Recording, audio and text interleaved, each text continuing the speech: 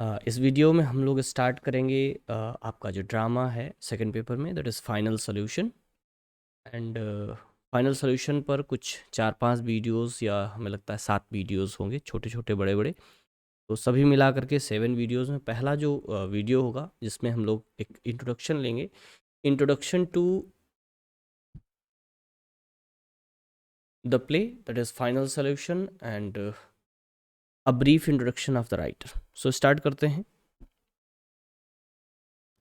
So we'll start with the introduction of the playwright, and the introduction will be very brief introduction, क्योंकि बहुत ज़्यादा questions आपसे यहाँ से नहीं पूछे जाने वाले हैं, यानी कि इंट्रोडक्शन राइटर से या राइटर के संबंध में बहुत कम ही क्वेश्चन आपके बीए के लेवल पर बनेंगे। एमए के लेवल पर राइटर से भी क्वेश्चन बनते हैं, लेकिन यहाँ पर संभावना राइटर से क्वेश्चन बनने की बहुत कम है। ठीक है, तो we'll have the brief introduction of the playwright, that is dramatist.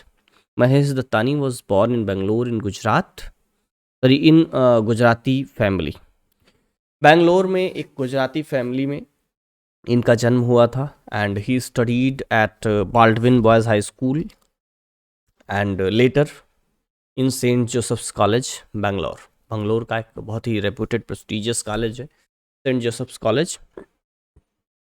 And he got his graduation degree in history, economics and political science. History, economics and political science, in 3 subjects में के साथ इन्होंने ग्रेजुएशन अपना complete किया, that is BA degree.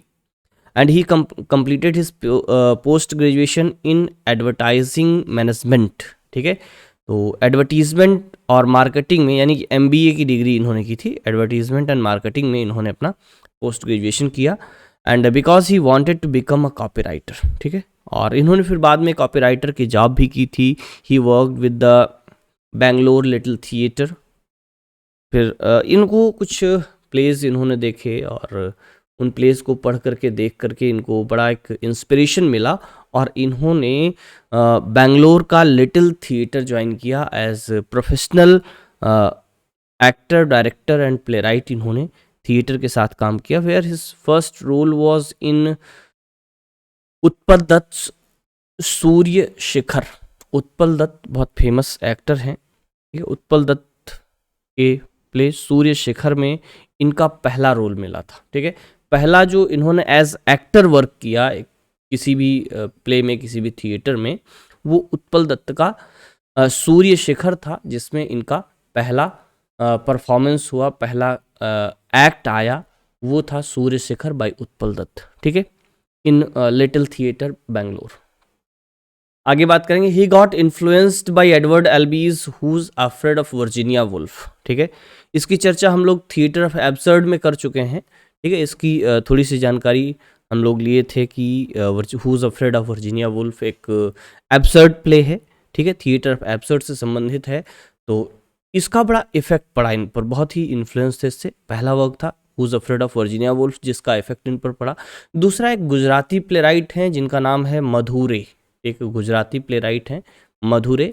इनका एक play है कुमारिनी आगाशी। ठीक है, कुमारिनी Agashi.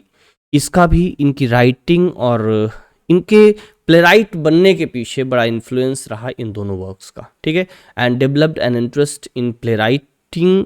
Mahesh Dattani began his career as a copywriter in an advertising firm. ठीक, काफ़ी समय तक इन्होंने एज एडवर्टाइजिंग कॉपी राइटर के रूप में भी काम किया था। And thereafter in 1986 he wrote his first full length play, that is where there is a will. ठीक है, तो आपको इस प्ले को याद रखना है, इस वर्क को याद रखना है, where there is a will.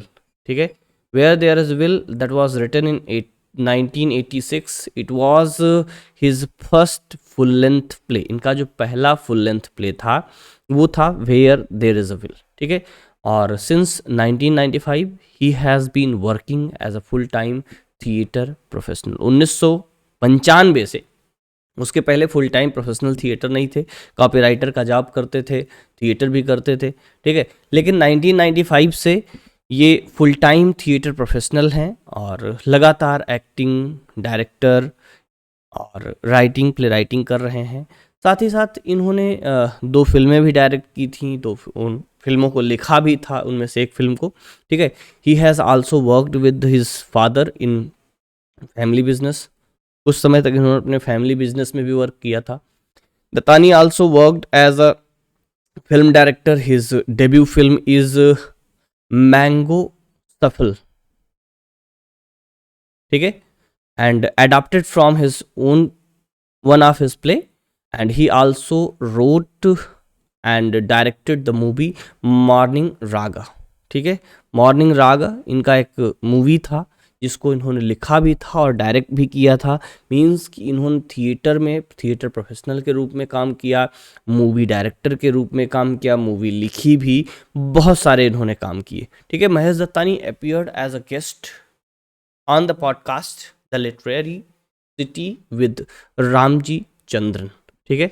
एक पॉडकास्ट शो था जिसका नाम था the literary city with Ramji Chandran, ठीक है। इसमें एज एक गेस्ट पॉडकास्ट के रूप में भी इनका अपीयरेंस होता है, उसमें आते हैं। And he is the first playwright in English to be awarded the Sahitya Akademi award. India का लिटरेचर का सबसे प्रेस्टिजियस अवार्ड है साहित्य अकेडमी अवार्ड, जिसको पाने वाले ये पहले ड्रामेटिस्ट हैं इंडिया में इन इंग्लिश, ठीक है। इंडियन इंग्लिश प्लेराइट में महेश दत्तानी पहले प्लेराइट हैं जिनको साहित्य अकेडमी अवार्ड मिला था, ठीक है।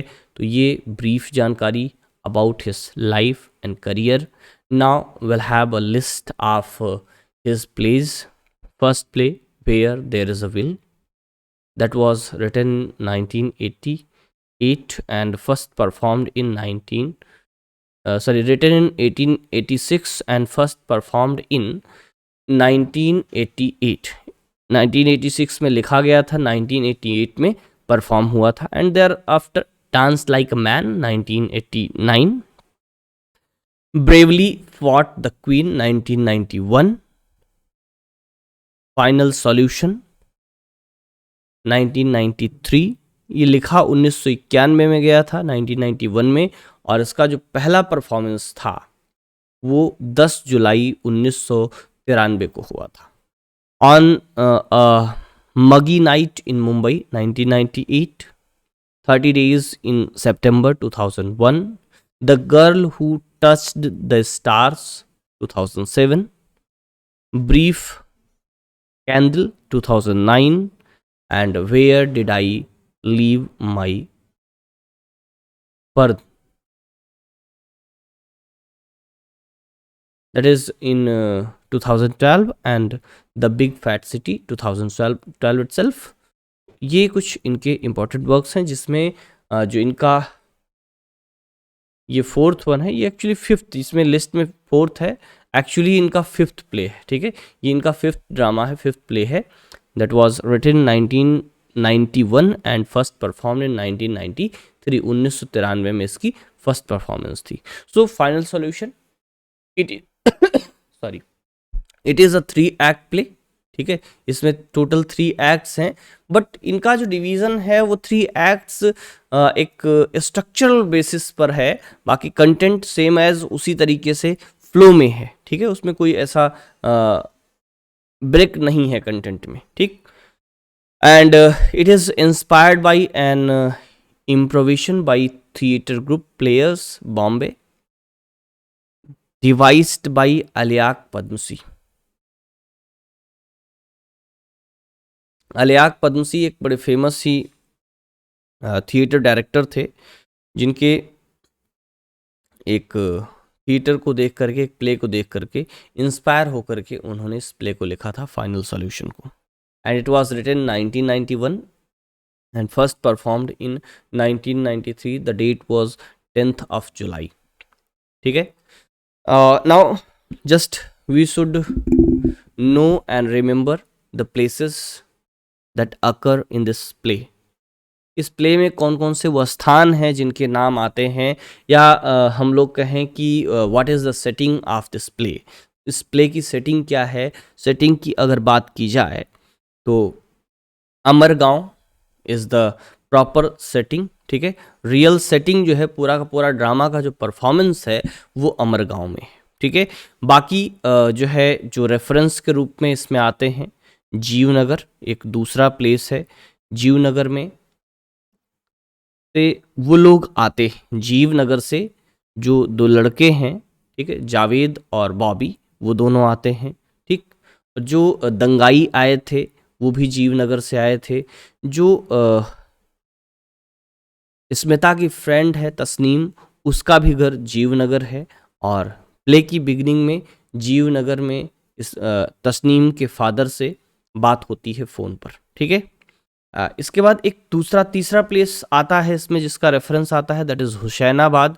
Hussainabad is a place in Pakistan. It was a reference of the partition, ठीक है। पार्टीशन के समय हुसैनाबाद में एक्चुअली जो फैमिली है उनकी जो मदर हैं, that is Daksha and Hardika, ठीक है, वो हुसैनाबाद से थी। और इनके एक राइट में दक्षा के फादर यानी कि जो स्मिता है, सॉरी जो हार्दिका है उसके फादर की का मर्डर हो जाता है एक राइट में, कम्युनल राइट में, ठीक है। और उसके बाद वो लोग उस प्लेस को छोड़ देते हैं, हुसैनाबाद को छोड़ देते हैं। तो हुसैनाबाद का भी रेफरेंस आता है। सेटिंग तो केवल एक ही जगह की अमरगांव की सेटिंग है, लेकिन अदर जो प्लेसेस हैं वो सारे के सारे जो है इसमें रेफरेंस में आते हैं, जीवनगर और हुसैनाबाद। इनके अलावा 3 और प्लेसेस हैं जो कि अमरगांव के ही स्थान हैं, ठीक है। एक शांति रोड है, दूसरा है नेहरू गार्डन्स, तीसरा है करीम बाग। जो प्रोसेशन निकलना था, जो रथ यात्रा निकलनी थी, वो रथ यात्रा इसी रास्ते से होकर के जानी थी। पहले शांति रोड पहुंचती, शांति रोड से आगे जाती तो नेहरू गार्डन्स पड़ता, और नेहरू गार्डन से आगे जब बढ़ता रथ तब करीम बाग पहुंचता, और करीम बाग के पास ही वो दंगा हुआ था जिसकी वजह से जो है इसमें कर्फ्यू लगा हुआ है, ठीक है। तो ये तीनों प्लेस हैं। करीम बाग में ही वो जो दंगाई थे वो छुपे हुए थे, ठीक है। जो राइट राइजर्स थे जिनको भाड़े पर लाया गया था, जिनको पैसा दे करके जिहाद के नाम पर लाया गया था, वो करीम बाग में ही छुपे थे। वहीं उस भीड़ के साथ, उस प्रोसेशन के साथ, रथ यात्रा के साथ मिल जाते हैं और वहाँ पर बवाल होता है और शहर में कर्फ्यू लगा दिया जाता है। जो अमरगांव है, अमरगांव में कर्फ्यू लग जाता है। क्लियर है? आगे बढ़ेंगे तो कैरेक्टर्स की अगर बात करें तो टोटल 11 कैरेक्टर्स की लिस्ट यहाँ हमने लिखी है, लेकिन ये सब सारे के सारे 11 कैरेक्टर्स अपीयर नहीं होते हैं स्टेज पर, जिसमें ये 3 कैरेक्टर्स हैं, ठीक है, एक और 3 ये प्लस एक और, ठीक है। 12 नंबर भी है जरीन्स फादर, नहीं जरीन नहीं, तस्नीम का फादर,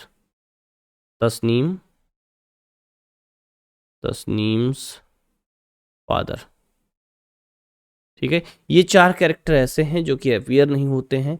एज रेफरेंस इनका पता चलता है, लोगों की बातचीत से हम लोगों को पता चलता है। बाकी के सारे कैरेक्टर्स जिस क्रम में दिए गए हैं इसी क्रम में जो है ड्रामा में अपियर होते हैं।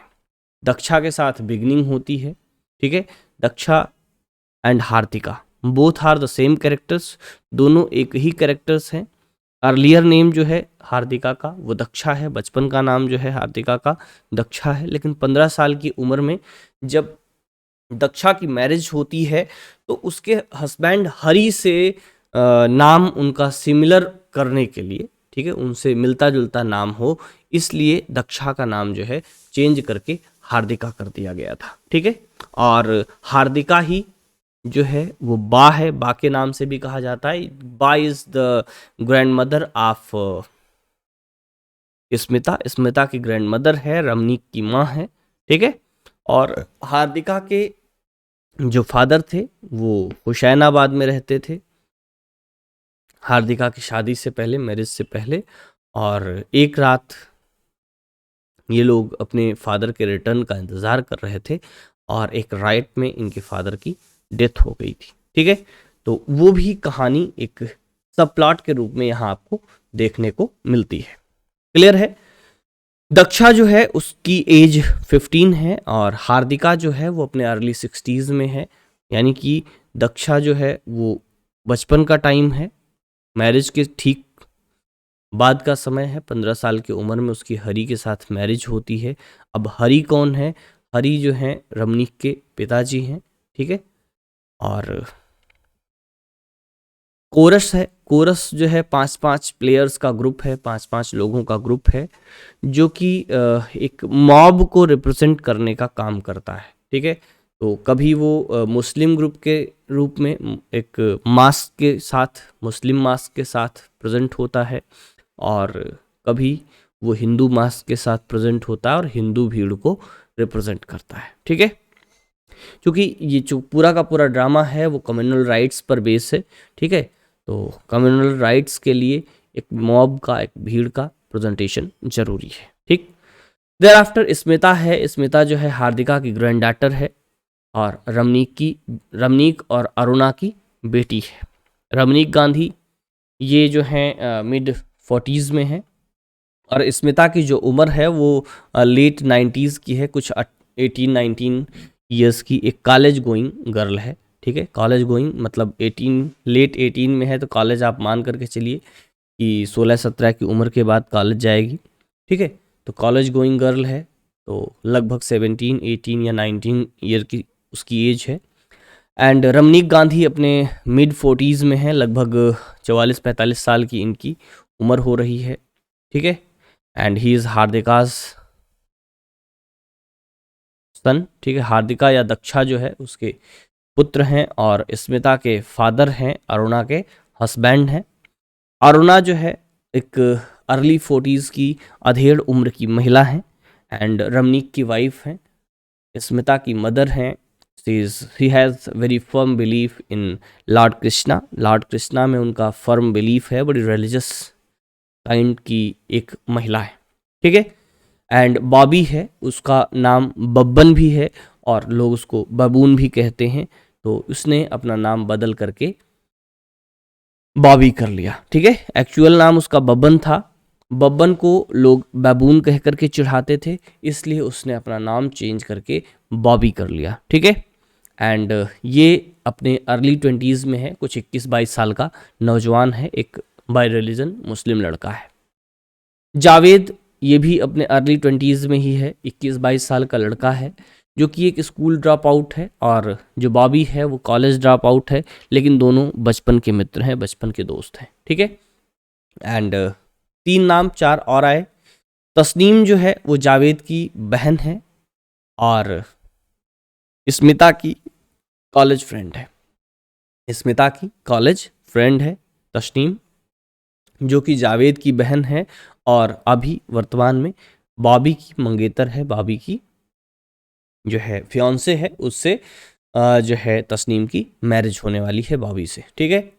और 2 नाम, जरीन, जरीन जो है वो हार्दिका की यानी कि दक्षा की बचपन की फ्रेंड है, और हुसैनाबाद में, ठीक, एक राइट्स में जब जो है जरीन के फादर की जो दुकान थी ड्राई फ्रूट्स की, वो जला दी जाती है, उसको दक्षा के फादर जो थे वो कम पैसों में खरीद लेते हैं, ठीक है।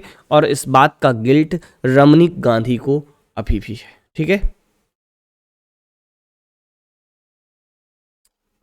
आगे बढ़ेंगे।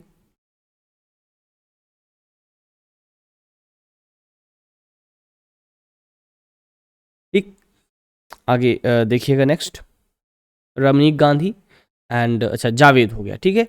और जावेद जो है एक स्कूल ड्रॉप आउट है, और वो एक जिहादी के रूप में अलग अलग पॉलिटिकल पार्टीज़ के द्वारा कुछ पैसे दे करके राइट्स क्रिएट करने के लिए हायर किया जाता है, लेकिन बॉबी के प्रयास से अब उसने खुद को चेंज कर लिया है, ठीक है।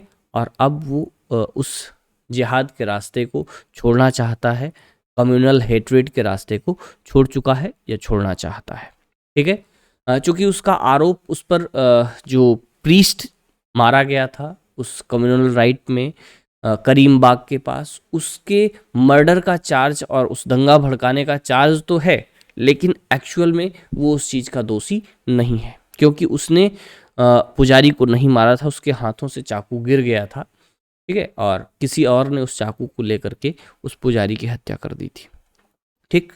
आगे बढ़ेंगे तो एक और है कांता, कांता जो है दक्षा की के घर में काम करने वाली बाई है, ठीक है, कांता, जो कि उसको बहुत सारी बातें बताती है, उसके साथ में रहती है, उसके फ्रेंड जैसी है, ठीक है, मैरिज के बाद उसकी फ्रेंड जैसी है कांता, ठीक। तो ये कुछ कैरेक्टर्स हैं जिनमें से ज़्यादातर अपीयर होते हैं, कुछ अपीयर नहीं होते, उनका रेफरेंस आता है।